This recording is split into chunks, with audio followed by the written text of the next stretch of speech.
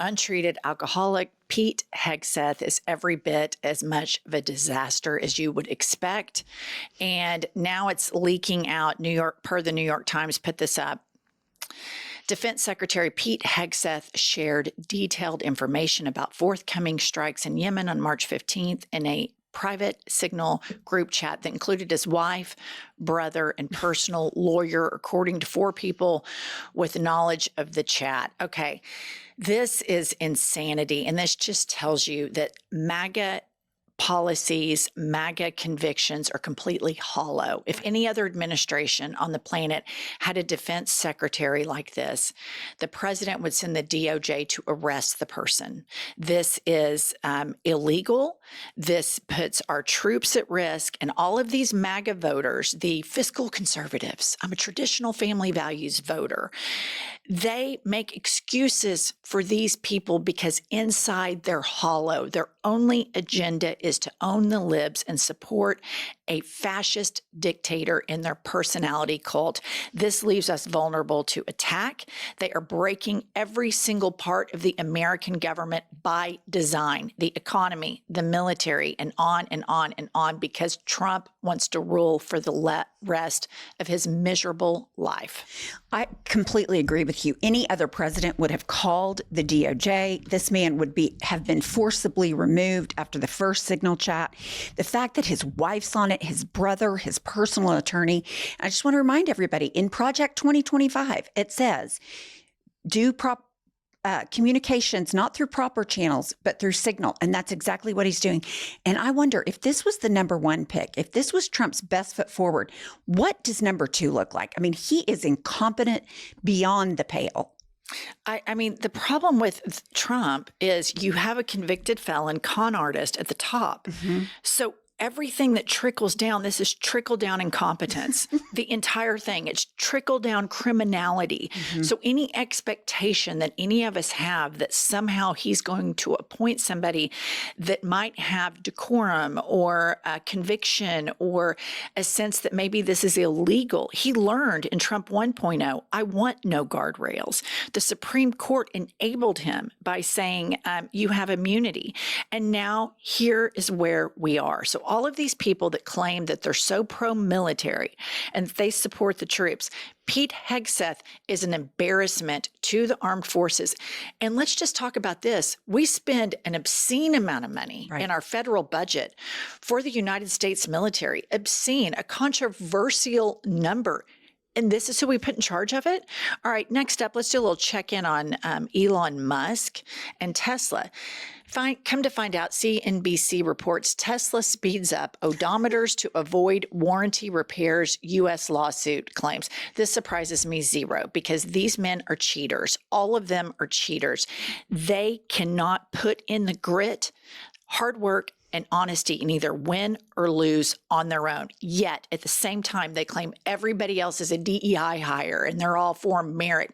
These guys have no merit. Right. These guys have no morals. This is the bottom feeder administration and the death of American democracy because Congress has no spine, and it's a personality cult, a religious personality cult that worships money and Donald Trump more than they do humanity. Well, and Tesla, the reason they're not being bankrupted right now is because all of the investigations into Tesla, into Elon Musk and his corrupt dealings, he fired those people when he came into the federal government. So he is absolutely without any guardrails himself. Yeah, and that was the reason. That's the blood bond that those two made, is that they were going to keep each other out of prison. And all of us are the collateral damage of that. And tens of millions of Americans are brainwashed and propagandized and don't give a shit about facts or the truth to care about saving the country. Okay, next up. Over the weekend, if Biden ever tweeted stuff like this, or Obama, or had it been Kamala Harris, that they would be removed from office. Here's just a little sampling of what Trump does on the weekends. The businessmen who criticize tariffs are bad at business, but really bad at politics. They don't understand or realize that I am the greatest friend that American capitalism has ever had, which is just, I mean, what a blowhard bullshit thing to tweet. And I just want to let you know, if you're listening, it's all in caps lock. Okay. And then there's another tweet. Hopefully Russia and Ukraine, he misspells and as ammed, will make a deal this week. Both will then start to do big business with the United States of America, which is thriving, and make a fortune. And then he says the golden rule of negotiating and success. He who has the gold makes the rules. Thank you. All of these are in caps lock. I don't know why he's saying thank you. He's clearly demented and people are covering for him, and somebody let Pawpaw have his phone. But he thinks he can just say to his base, I'm so good at capitalism. I'm just so good at business, despite all of the evidence to the contrary. Here's what a real economist, a top economist in the country, says about Trump's elementary understanding of his tariff policy. Please play this clip. If you take your credit card and you go shopping and you run up a large credit card debt, you're running a trade deficit with all those shops. Now, it would be pretty strange if you then blamed all the shop owners for having sold you all those things. You're ripping me off. You're ripping me off. You're ripping me off. I'm running a trade deficit. That is the level of understanding of the President of the United States. The trade deficit does not represent at all trade policies. It represents spending relative to production or earnings. We call that an identity. I teach it in the second day of my course in international monetary economics. Trump never made it to the second day. I mean, this is damning. And you have this situation where a lot of men felt that voted for Biden, and then they feel cancel culture and they feel like Me Too. And what happens is you have all of these white men that were probably moderates, these Wall Street guys, and then all of a sudden women get a voice, minorities are getting a voice, and they're being held accountable for the first time in their lives. You can't slap your secretary on the ass and say sexually charged things to her during the workday. And there was a real march to kind of even the playing field, and they didn't like it. So they started saying, oh, wokeism is this virus and it is this drug. And so they started getting slowly red pilled. And then Trump allows these men to default into like their default setting of greed and unhinged capitalism. And he brings out the worst in people. So you have all these Wall Street bros, a lot of them Ivy League educated, like Bill Ackman, who went to Harvard, who was a moderate Democrat before. And now he is so red-pilled. He embarrasses himself on Twitter all the time. And he knows exactly what this guy says to be true.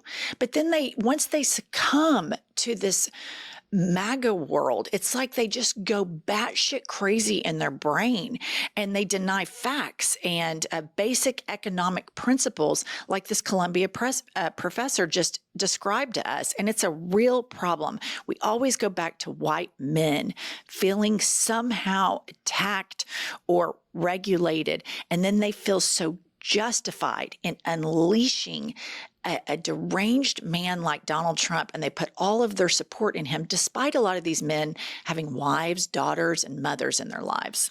The appeasement from the billionaire class is absolutely unprecedented. And I look at these first three stories we just talked about, Hegseth, Musk, and Trump. And what I see the common through line is, other than corruption and criminality, is that there's no accountability. Congress has done nothing to put these people in check. They are letting a convicted felon run completely without guardrails.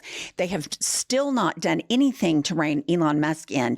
And every national security and intelligence congressperson on those committees should be, regardless of party, should be bringing him in, because in my lifetime, I've never not felt safe militarily in the United States. And that's where we are. But there's no accountability with any of these men. You know why? Because the electorate didn't hold Donald Trump accountable. Right. The people said, we're fine with lawbreakers. We're fine with a corrupt government. And the consequences of that are all of these fine people that go to church on Sundays and have 401ks. They voted and actively took part in the dismantling of the very place that they claim to hold dear. Let's do a little check-in now on Kash Patel. Please put this up. Kash Patel's jet-setting lifestyle as FBI director, a sharp departure from his predecessors. He's used FBI, DOJ private planes to attend a UFC fight in Vegas and an Islanders game in New York. This is all from the New York Times. And basically what you have here are these blowhard grandstanders that are like, oh, wow, now we're in government. And it's just corrupt. It's trickle down corruption from the electorate, Supreme Court telling Trump it's okay. It's okay to have a corrupt government. Economies don't do well in destabilized, corrupt governments. And all of these Wall Street bros and all of these church-going people across middle America are going to find out the hard way, because their default setting is, I'd rather feast on hate. And nobody ever holds anybody accountable in this country anymore. The standard that is applied to the left that fights for marginalized people and the criticism that we take for that is never really applied the other way. The media is complicit. The electorate is complicit. The Supreme Court is complicit. And so to think that maybe some of these Republican congresspeople or senators are going to find Jesus and a backbone when this has just been basically normalized and accepted and celebrated, the celebration of these horrible people controlling the United States government, kidnapping people and putting them in concentration camps. Lots of people celebrate that here. People like it. It's gross. Okay, next up from Kash Patel, let's do a little check-in on the State Department. The State Department is changing its mind about what it calls human rights. The agency's annual human rights reports are being purged of references to prison conditions, political corruption, and other abuses. So as you can see in this episode, we're touching on every area of the United States federal government and how corrupt it is now and how void of morality and justice each individual department is. And it's nouveau riche, flashy, blowhard hate rhetoric from the top all the way down. The dehumanization of people is something that has been so striking in this administration. Like in history, growing up, I always thought, how did World War II get to where people were okay with executing Jewish people? And I look at how the demonization of immigrants has been and abuses of people, and I see how dehumanized they are. By policy, the government is dehumanizing people, and that terrifies me because it's just one step away. I mean, we're sending them to concentration camps, for God's sakes. Well, I mean, I think what people have to realize about World War II is what the thing about Nazis wasn't just that Nazis were evil, was just how easy it was for everyday Germans to jump on board with Nazi propaganda and be okay with all of it. And that's what's happening in the United States right now. You have millions of people that are okay with having a man who in 2016 came down the escalator and dehumanized immigrants. Day one. This is the enemy. And I don't know who needs to hear this, but it needs to be said. Middle America, the Christian right, the reason that you don't have what you think you should have isn't because of trans people or immigrants. It's because of these white men lying to you and not paying their taxes. And the big lie that trickle-down economics works, and the big lie that they were moral and that they were the moral majority in all of this. It's all bullshit. It's bullshit. And when corporations own the United States government and nobody fights for the people, this is the outcome. But as dire as all of this is, as we just did a little check-in with some of these departments of the United States of America, I want to leave you all with a little pep talk from a tweet here. Trump's chaos isn't accidental, it's calculated. The tariffs, the executive orders, the lawsuits, the economic sabotage, it's all part of a deliberate strategy to exhaust you. He wants you disoriented, overwhelmed, too fatigued to resist. That's how authoritarians rise, by flooding the system with so much bullshit that the average person tunes out. This isn't governing, it's psychological warfare. He's not just attacking policy, he's attacking your ability to care. Don't fall for it. This is how democracy dies if you don't fight back. And I want to leave you with this. They're not winning on merit. They're not passing these bills through Congress. And recently, you have seen AOC and Bernie get tens of thousands of people show up to their rallies in deeply red counties and deeply red states. There were protests all this weekend. I think it's the 50-51 protest that I saw all over social media. Stay engaged. Do not turn away from this. These are weak men cosplaying as strong men, and they have a huge propaganda arm, but we have to counter that. Subscribe to our channel and all other liberal channels. Stay engaged in the comments section. If you can't make it to a rally, stay engaged online, because history is on our side. History is never kind to authoritarians that dehumanize people and religious personality cults that exploit people. It's gross. You're on the right side. Subscribe, and we'll see you all later.